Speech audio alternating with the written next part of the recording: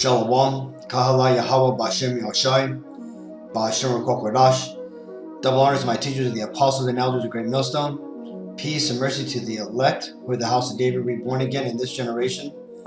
And Shalom to the 130 Yasharallah, who today are known as the Negroes, Latinos, and Native Americans, who before losing our true heritage, we were known as, and still are, the true Hebrew Israelites of the Holy Bible.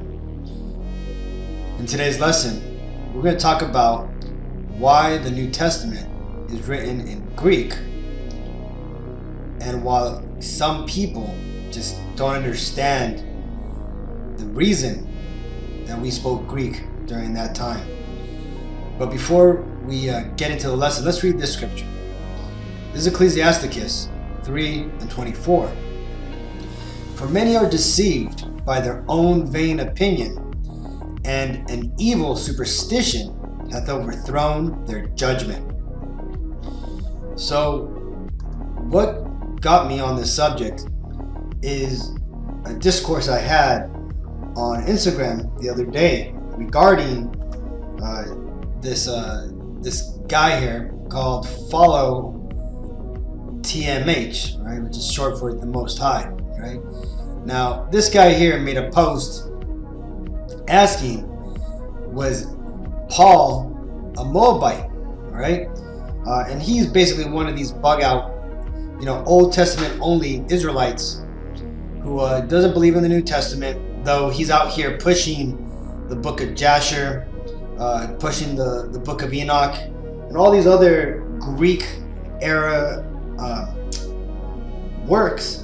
But the fact that the New Testament is written in Greek is unforgivable, in his words. Let's go and read the highlighted part here just so you can see what he's talking about, right? It says, even if those verses you cited were Messianic, why would we look in a Greek document to find our Messiah?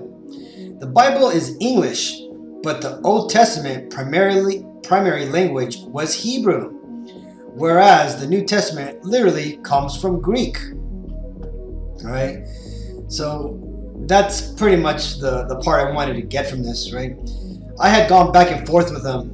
I had basically written the scripture, or gave him the precept where Paul explains that he is an Israelite, right? And what tribe he was from, right? Not that he was a Moabite, right?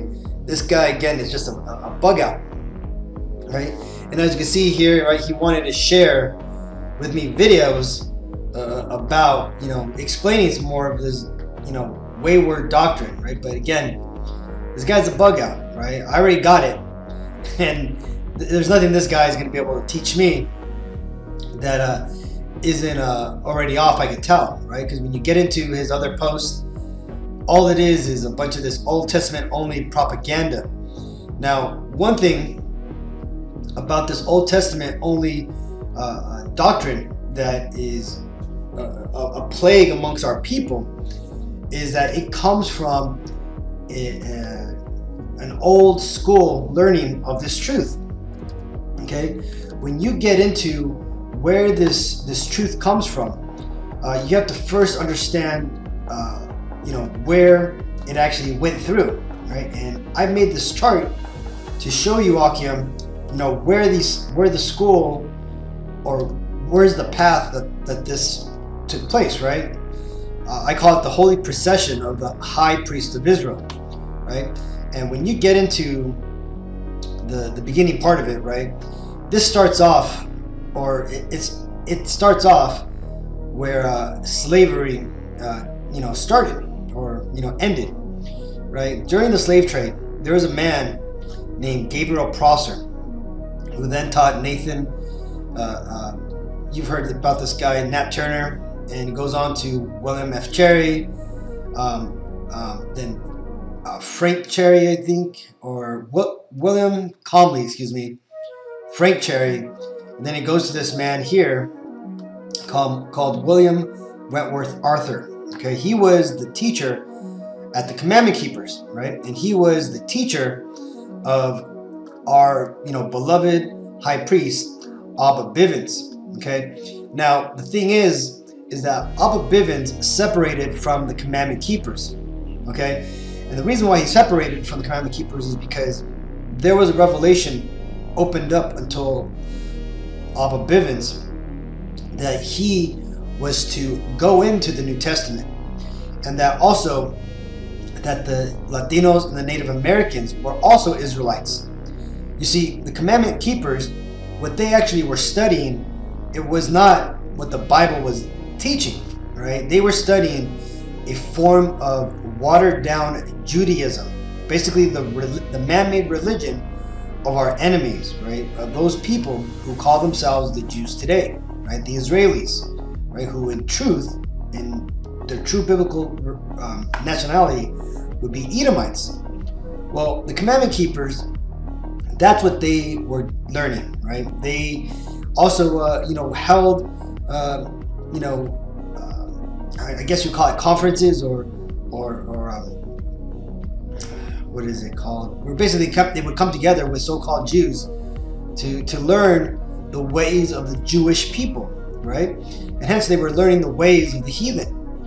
Well, Abba Bivens didn't want any part of that, and he separated himself from the commandment keepers, and he created something known as a school known as the ICUPK, the Israelite Church of the Universal Practical Knowledge. Now, do not get this confused with ISUPK, right? Which is that false camp today that they wore all black and those murder glasses and studs and dressing like freaking the Black Power Rangers, man. Those guys are false prophets, riding off the coattails of this original school, right? Well, I digress, right? So back to the commandment keepers. Well, when Abba Bivens left, the commandment keepers didn't nicely fade away or get disbanded. No, they kept going, right? And they kept pushing their false doctrine, right? And that false doctrine was listened to and picked up by many, right? And it went down to the time where you had this man named Ben Ami, right? And he's popular for creating that group that actually went over to Israel to go settle the land, right? Before the Lord came, right? They actually went their own way and were self-willed, right? They were trying to upset prophecy, maybe not willingly, but this man Ben Ami was ultimately, he died off, right? And what ended up happening? Well, those Israelites who followed him back to the land of Israel before the Lord permitted us to go, well, half of them are now, I think about 60 of those Israelites there are now being deported back to America, right? And the other ones are there getting jabbed up and serving in the enemy's army, just so that way they can live next to a nuclear power plant, right? Well, that ultimately is their judgment for not going with the will of the Lord. Well, that's where the Old Testament only Israelites come from, is from the commandment keeper doctrine, and that which continued on to the AHIJ, right? This school here, which again is where the Old Testament only doctrine comes from, right? Who people like this, who may not know it at all, but this is actually where they get their understanding of these scriptures, okay? Now, these people are completely lost.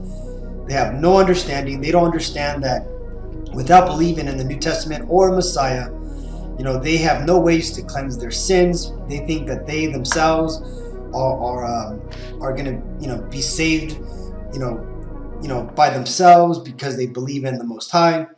And again, they don't realize that because the temple has been destroyed, they can't sacrifice, right? And besides that, the Lord isn't even accepting sacrifices for sins anymore, right? It says so in the Old Testament, right? That the Lord has grown tired of the sacrifices of animals, okay?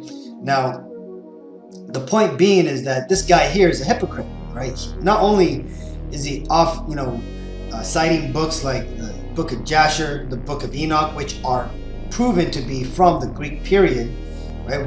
When there was many Hebrew or Jewish fables put to pen and committed to paper, which a lot of these false books that we tell you, Akim, to stay away from, right? If you want to read it, that's fine, but just don't get caught up in it, because if you get caught up in those books, right, then that's the trap that was set and you fell for it. Okay, now it's okay to know what those books are saying, but when you understand that those books are basically defiled and that they basically go against the Bible, then you can't use them as any canonical point of reference. Okay, the Book of Enoch, for example, talks about how the angels had sex with women, right? Basically stating that the Genesis 6 quote about how the Nephilim are the angels who came down, had sex with women, saying that those were actual angels. No, the angels, or the Nephilim, the fallen ones, are actually us Israelites, the Negroes, Latinos, and Native Americans, before we were even referred to as Israelites, right? Or even before Hebrew. We were known as the Hebrews, right? We were just simply the sons of God, right? And let's see, the book of let's see, and there's so many other contradictions. There's a whole other lesson to be made with it, but the point being that this guy is a hypocrite, right? He doesn't understand how is it that we're going to be looking for the Messiah in a Greek document. Well, I'll explain to you why, right? Because there's something known as the Greek captivity, right? The Greek captivity, which our nation, the Israelites, went through, right? And this may be hard for a lot of people to believe in, right? Especially if you're an Old Testament only Israelite, because one thing I was talking to this guy about is that I pointed out to him that the Apocrypha, right, which is not in the Old Testament, that it actually explains why we started speaking Greek and started practicing Greek customs. Well, he said, he believes in the second book of Maccabees, but not the first book of Maccabees, and all this stuff. And so when he started explaining that about how some parts of the Maccabees books was legit, but other parts weren't, I know I was just dealing with a buffet Hebrew Israelite, right? Those Hebrew Israelites that want to pick and choose what parts they want to believe, but they want to omit the rest, right? If you don't have enough faith to believe that the Lord is all powerful and He's able to put in the Bible exactly what needs to be put in there in these times, so that way you could get the message that you need to get from it, then you're lost, man. This isn't for you. And that, like I read in the beginning, that evil superstition, right, that you have, let's go back to it, right? And it says, for many are deceived by their own vain opinion, and an evil superstition has overthrown their judgment. And that's ultimately what happened to this Israelite, man, is that he has let his evil superstition overthrow his judgment, right? And in doing so, he has locked himself in to a false doctrine.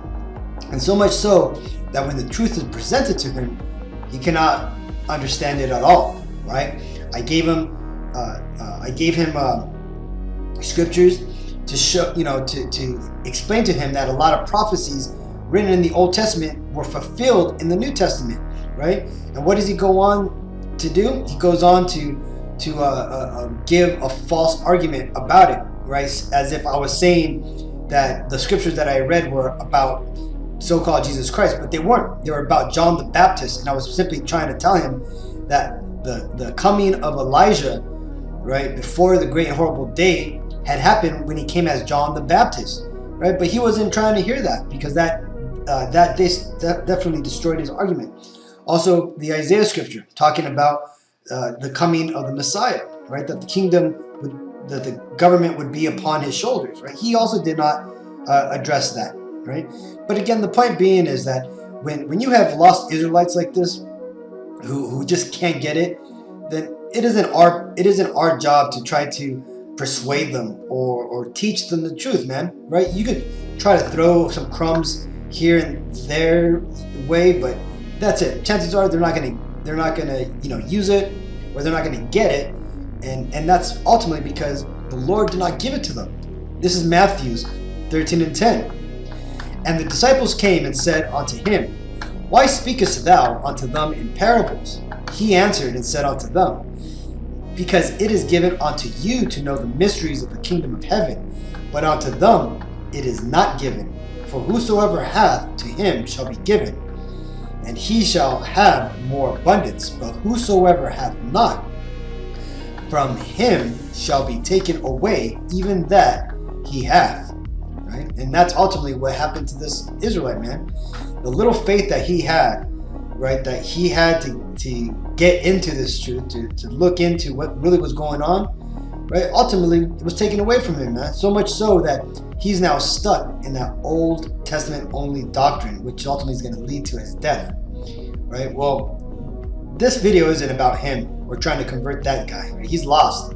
But I thought this would be a good edifying point for you all came out there to understand, why is the New Testament written in Greek, right? And why is it that it being written in Greek is not a big issue at all, right? Well, it tells you here, it says Greeks in Israel, right? Let's read the classical period, which is really the only part of this that matters out of this. It says, in the late 330s BC, Alexander the Great invaded the Middle East, including the area which is now Israel and Palestine. During his campaign against the Achaemenid Empire, which is basically Iran, the landscape during this period was markedly changed by extensive growth and development that included urban planning and the establishment of well-built fortified cities. Hellenistic pottery, trade, and commerce flourished, particularly in the most Hellenized area, such as Ashkelon, Jaffa, Jerusalem, Gaza, and ancient Nablus. And then it says, when the Hasmonean kingdom, these are the Maccabees, was absorbed into the Roman Empire, meaning after the Greeks and the Greek Empire came and went, the area remained under the influence of Greek language and culture, especially when the Byzantine Empire took the position of the Romans. Palestina reached its greatest prosperity in antiquity. Urbanization increased. Large new areas were put under cultivation. Monasteries proliferated and synagogues were restored. The cities of Palestina, Prima, and Tyre, such as Caesarea Maritima, Jerusalem, Scythopolis, Neapolis, and Gaza reached their peak population, and the population west of the Jordan may have reached as many as 1 million. Okay, now realize that this growth only happened because of the Hellenization, right? Which is basically the Greek, like basically the Israelites being Greekified. Okay, now one thing about this, let's actually get into this article, which or this webpage, which explains it a bit more. Right, talks about how the Greeks influenced the Israelites. Right, now again, one point I want you to realize is when this actually all took place, man, and how long it had been from the time of the Greek conquerors coming in to the time when the Messiah came on the scene. Okay, it tells you, it says the Jews grew, or Salaki, it says Hellenistic era in Judea. Right, it says the Jews grew in strength throughout the 300 period after their exile, despite their lands being ruled by foreign powers. At the same time, they became more able to practice their faith freely, led by scribes and teachers who explained who explained and interpreted the Bible. In 175 BC, the king of Syria desecrated the temple and implemented a series of laws aiming to wipe out Judaism in favor of Zeus worship. There was a revolt, 164 BC, and the temple was restored. The revolt is celebrated in the Judean festival of Hanukkah, right? So this is also talking about the events that are taking place in the book of the Maccabees, right? So you see, there were a lot of things that went on during the Greek captivity, which a lot of our people are unaware of because they don't get into the Apocrypha, right? A lot of people think that, all they know is that at the end of the book of Malachi, which is where the Old Testament ends, that's it, right? And then basically everything after that they believe was a forgery, right? It was made up by pagans who wanted to get their ways into the Bible, which is total bullshit, right? You see, these devils who are trying to hide themselves, the Edomites, who would be the people of the descendants of Alexander the Great, or who today you would know them as the Caucasians, right? They try to hide themselves, which is why they removed the Apocrypha from the Bible, right? They omitted it by releasing new Bibles that omitted the Apocrypha, right? And they gave those out for free, the English Standard Version and the American Standard Version, right? And that successfully made getting the Bible with the Apocrypha in it a rarity, right? To where now, when you get the Bible, unless you want it, you're not going to get the Apocrypha in it. Now, another thing, these Edomites, when they took on the heritage of the Jews, right, of the Israelites, and they made it into a religion called Judaism, they omitted the New Testament. And why is that? Because it's very plain in the New Testament that there's going to be imposters who are going to be, pretending to be the Israelites, and who were going to claim the land, and that were going to say they were Jews, right? But we're not. But that's a whole other video, and I don't want to digress, right? But again, the point in this is, how is it that in the time of the New Testament, Greek was the new language, or was the prominent language? Well, let's continue reading. It says, Herschel Shanks wrote for PBS in 332 BC, Alexander the Great defeated Persia and conquered Judea, right? And that's true, right? Because when you go into the Bible timeline, you can see during the time when the Edomites, right? And this is the period of ancient history, right? When you get into college level history, you start learning about this book here called The Histories by a man named Herodotus. He was an Edomite, and he was what you would know today as the first modern historian, right? Who actually wrote about historic events in a manner where he basically just gave facts, right? He just wrote down what happened, right? He didn't, pin it to poems or songs, right? He basically just explained what all the things that happened. Well, because of this man, these Edomites, who this man's history basically revolves around, they claim everything before his time as ancient history, right? So if you're in, public school and, college, unless you purposely study ancient history, you're not going to learn about anything that took place before 484 BC, other than, major events. Now, that being said, when you go on, you hear about, Petra, and then you hear about when the Greeks were taken over by the Macedonians, and the Macedonians then took on the heritage of the Greeks, right? Because the true Greeks are the people that we know today as the people of the South Sea, the Fijians, the Samoans, the Hawaiians, and whatnot, right? Well, you eventually then have a man named Alexander the Great, right? Who also was an Edomite, right? Who is written about in Maccabees, Daniels, and Zechariah, right? Well, he eventually came to Judea, right? Once he conquered basically the Middle East, he, came to Judea, right? And there's a famous scene, right? And that, even Josephus, the Israelite historian, he was also a priest in the temple, and he was also I believe the governor of Judea. He actually explains, it tells you here, it says, Jerusalem falls to the Greeks. Alexander III is shown his prophecy in the Bible by high priest Judaeus.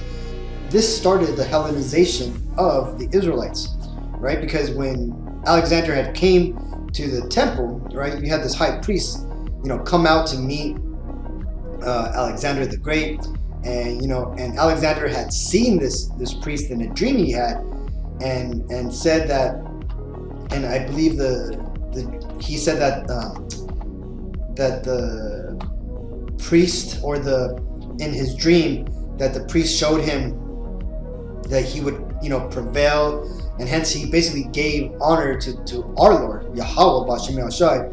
And the priest then just showed him in the book of Daniel where he was written at, and explained how he would ultimately conquer the land, man. And that's ultimately why Alexander had such great favor upon the Israelites, right? And because of the priests and what the priests had revealed onto him. And this is a famous historic event, right? And it's been depicted in many different, artist renditions and stories about when Alexander came to the temple, right? And how he came kneeling to the priests and everything, and how it was such a good, communication that we had, or that Jerusalem was basically left to practice what they needed, right? We were left to practice our religion or our heritage. We were, able to continue to praise our own God. But eventually, after Alexander the Great died, that eventually all went off, right? These devils then started to go back on their word, and they started to tax us. And this is all written in the book of Maccabees, man. How you can see how they started to come back and started to put these evil, wicked, draconian laws upon us. Well, let's read it. It says, Alexander the Great defeated Persia and conquered Judea. Thus began the process of Hellenization that would profoundly affect all aspects of Jewish culture. Right now, Jewish culture should say Israelite culture, right? Because Jewish is really just a term for the modern day so-called Jews who are not real Jews, right? Well, it says Greek cities were established in Palestine. Jerusalem itself became a polis in 175 BC. Greek temples were built and dedicated to non-Jewish deities.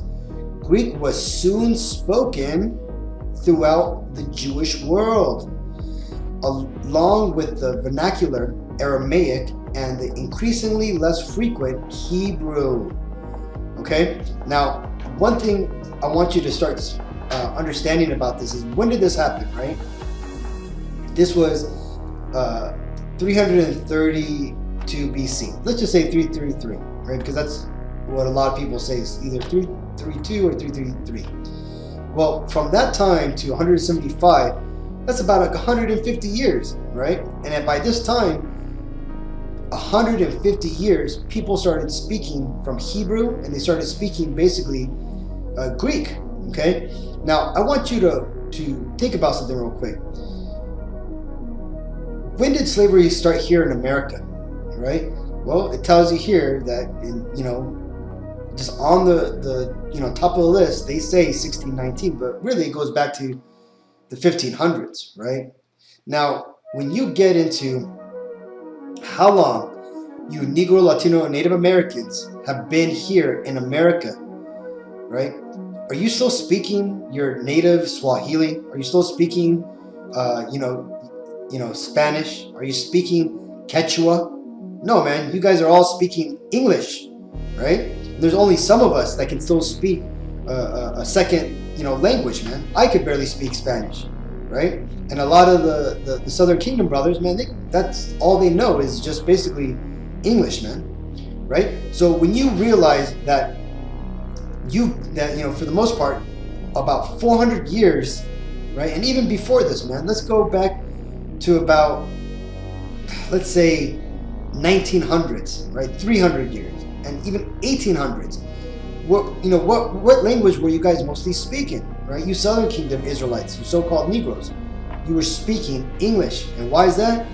Because you had gone off from your heritage, right? You had lost your ways, right? And why is that? Well, because it was beaten out of you, right?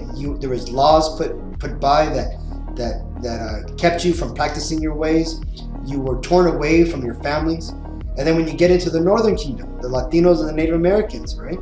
Look at what happened to our people, man. We were separated, put into slavery, right? We were killed off. We were basically taught our captor's language, man. Spanish is not our language, right? Though you have a lot of our people who think themselves high and mighty because they can speak Spanish, and some of us here in America that we speak only English, right? They call us pocho or chicanos, right? Because we can't speak Spanish, right? But not knowing that Spanish isn't even our original language, right? That when our conquerors came here, we had spoke Quechua, okay, which is a broken form of Hebrew, right? But you see, our people are really freaking retarded, man. Like Apostle Tahar says, man, you got to go, one step at a time, man. You got to go A, B, C, and you got to explain all these different things. And that's ultimately why I'm going through this, man. Is to show you, man, just giving you an example that, after 150 years, it is very possible for you to lose your native tongue, right? And why is that an issue? Well, because that's prophecy, right? Jeremiah 17:4. And thou, even thyself, shalt discontinue from thine heritage that I gave thee, and I will cause thee to serve thine enemies in the land which thou knowest not. For ye have kindled a fire in mine anger, which shall burn forever. Okay, so you see that? So in just about 150 years, our people went from speaking Hebrew to now speaking Greek, right? And Aramaic, which is a dialect of Greek, right? Or dialect of Hebrew, kind of like slang, I guess you could say, right? But the thing is that, Hebrew was spoken less frequent, right? And this is also something to note, right? Because again, this was 175 BC. So this is 175 years before the Messiah was even born, okay? So how much more lost do you think the Hebrew language would be by the time the Messiah came on the scene? Let's continue to read. Upon the death of Alexander in 323 BC, his empire split into two major parts, the Seleucids in Syria to the north and the Ptolemies in Egypt to the south. During the 3rd century BC, the Seleucids and the Ptolemies fought for no fewer than 5 major wars, with Judea as a battleground and a prize. It says,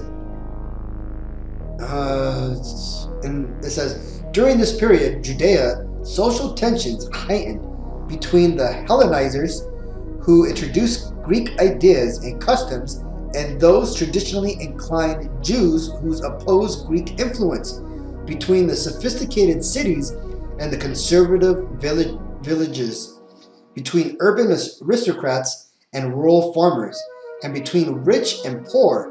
Many Jews found their faith and their continuity of their world threatened by Greek intrusions.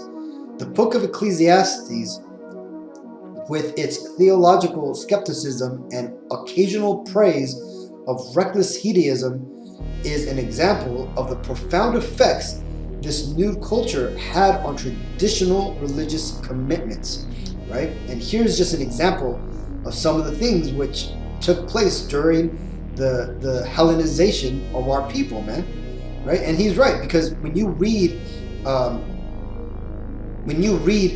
second book of Maccabees, you could see how our people started to give in to the ways of the heathen, to give in to the ways of the Greeks, and hence become Hellenized, right? Let's go and read this little snippet from 2 Maccabees 4 and 13. Now, such was the height of Greek fashions and increase of heathenish manners through the exceeding profaneness of Jason, that ungodly wretch, and no high priest, that the priests had no courage to serve any more at the altar, but despising the temple and neglecting the sacrifices, hastened to be partakers of the unlawful allowance in the place of exercise. After the game of discus called them forth. Right? So you had a lot of our priests and people who were supposed to be following the law, that what did they do?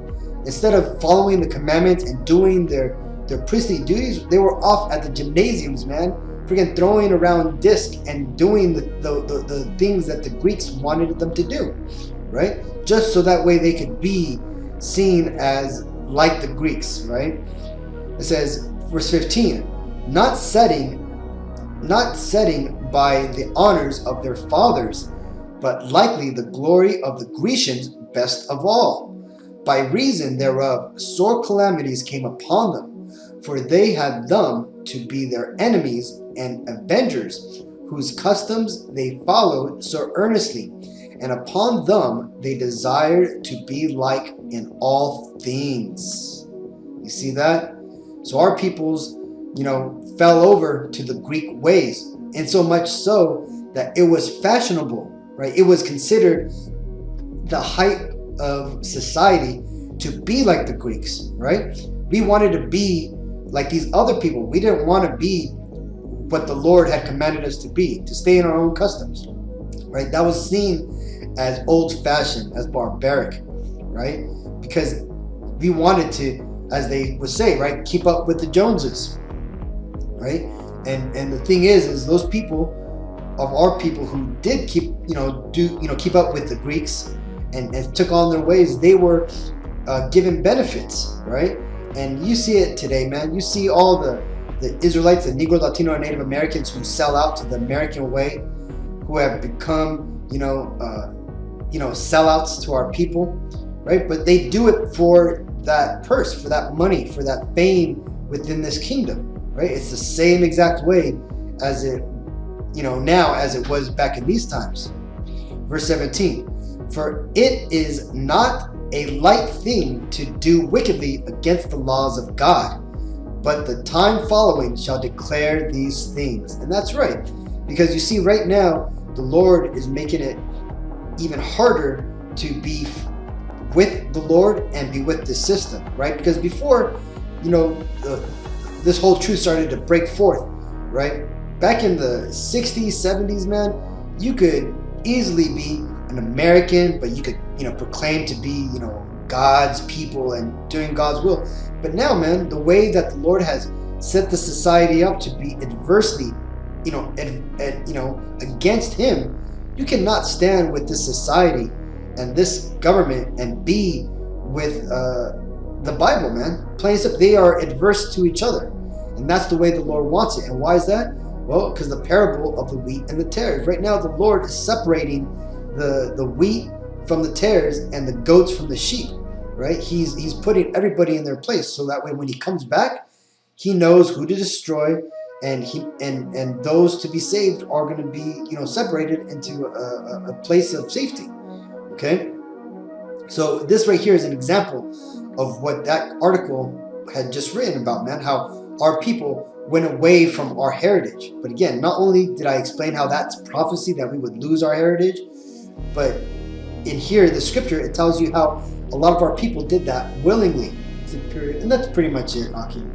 But I just wanted to show you this, man, that this explains why, for the most part, why by the time that the Messiah came onto the scene in 0 AD, when He was born, all the way to His death, about 33 AD, our people had been reading and writing in Greek, right? That's because it was basically 300 years, right, that our people were under captivity, right? Now, the same thing is happening today, right? We've been in America for over 400 years, right?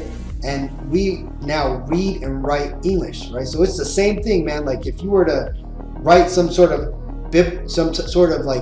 a book of any importance, and somebody was to discredit it, saying, "Oh, I ain't gonna read that book," even though it has great points, it's still written in English, right? But the original Bible is written in Hebrew. Well, do you not realize that the Bible, it starts with events that are listed happening all the way back from the beginning of time, and not only that, but from around 4,000 years ago, relatively, right at the end of the Ice Age, when Adam and Eve kind of jump on the scene, right? These people have no understanding of history, man, and because of that, they're destroyed. This is 2 Timothy's 3:7. Ever learning and never able to come to the knowledge of the truth, right? And that's ultimately what these people are, man. They have lost their way, man. They have learned, what they think they want to learn, but they've gone ahead and gone their own ways, right? One, because this truth hasn't given to them, but second, because this knowledge is hidden from them. The Lord doesn't want them to have it, and that's because ultimately they stop trying to seek out the truth. And there's another scripture that explains another reason why people like this Old Testament Israelite can't get this truth, man. This is Hosea 4:6. My people are destroyed for a lack of knowledge. Because thou hast rejected knowledge, I will also reject thee, that thou shalt be no priest to me. Seeing thou hast forgotten the law of thy power, I will also forget thy children. You see, that Israelite who was out there trying to, push things from the book of Jasher and Enoch, but was basically shunning the New Testament because it was written in Greek, didn't realize that he was being a hypocrite, right? He was pushing other Greek literature, but didn't want to give any credence to the New Testament because it is written in Greek, and not understanding why it was written in Greek, man. See, this is another reason why the apostles say that you must know history to understand the mystery, right? And the thing is man, that he put into me a love of history, man. I love going into history. I love reading about all these things that have been recorded as taking place, which is basically open up the Bible to me, right? It explains how certain things were at the time and just how things of the world have taken place, man. When you understand history, you really do get a whole perspective, a whole new perspective on the world that is. And not only that, but also a deeper understanding of the Bible, because the Bible for the most part is a history book, right? Now, that being said, by the time when the New Testament came into play, man, the Israelites were basically speaking Greek, right? And this right here is shown by the apostle here, basically speaking Hebrew, right? Let's read it real quick. It says, this is Acts 22 and 1. It says, men, brethren, fathers, hear ye my defense, which I make now unto you. And this is the point. And when they heard that he spake in the Hebrew tongue to them, they kept more silence, and he said, right? And that's, for the most part, that's it, right? And why is this an important part that I'm trying to make here, right? Because you see, they had all been speaking the tongue of the land of that time, which is Greek, right? They were speaking Grecian, man, right? Or Latin, right? That's another term that they could have been speaking. But the point being is that they were still they still understood to a point the Hebrew language, right? Just like, and I don't know, what the similarity for the Southern Kingdom brothers, right, the so-called Negroes would be, but for the Northern Kingdom brothers, man, right? When you hear somebody speaking in Spanish, right, or you hear somebody speaking in one of the original Native American languages, man, Cherokee, Navajo, all that stuff, right? If you could understand it, you listen a bit more with that. Why is that? Because that is what you consider your native ancestral tongue, right? Well, in this time, it was the same thing with the Hebrew, right? Though they were speaking another language, right, they still understood their old ancestral tongue, which was Hebrew, right? And this is why the New Testament is written in Greek, because it catered to the Israelites at that time in the language that they were speaking. Okay, just as the Bible is written in spoken and taught in English today, is the same reason why it was written and taught in Greek at that time. Okay, this is Matthew 13 and 10. I'm sorry, this is John 10 and 27. My sheep hear my voice, and I know them, and they follow me. And I give unto them eternal life, and they shall never perish, neither shall any man pluck them out of my hand. My Father which gave them me is greater than all, and no man is able to pluck them out of my Father's hand. I and my Father are one. Okay, so you see, it doesn't matter if the New Testament is written in Greek, translated into English, right, or translated into some other language. The true sheep of the Lord, right, the elect, the 144,000 plus the 1/3 of Israel, the ones who are going to be saved, the one out of every 3 Negro, Latino, or Native Americans are going to hear the message which the Lord has destined for them to hear, and they will do His will, right? And what is that will? Well, it's to follow the Lord's commandment, right? And that is to worship Him, in truth, right? To worship Him wholeheartedly in truth, as it is written, right? So we're not going to be there and get stuck up on a insignificant fact that the New Testament is written in Greek, but the Old Testament was written in Hebrew. Man, how simple can you be, man? Do you really think that credence holds any type of water, especially when you're reading and writing in English, and you basically read and write you're reading the Bible itself in English, man? But see, this is the arrogance and the pride of these people who ultimately are stuck in these Old Testament only scriptures, man.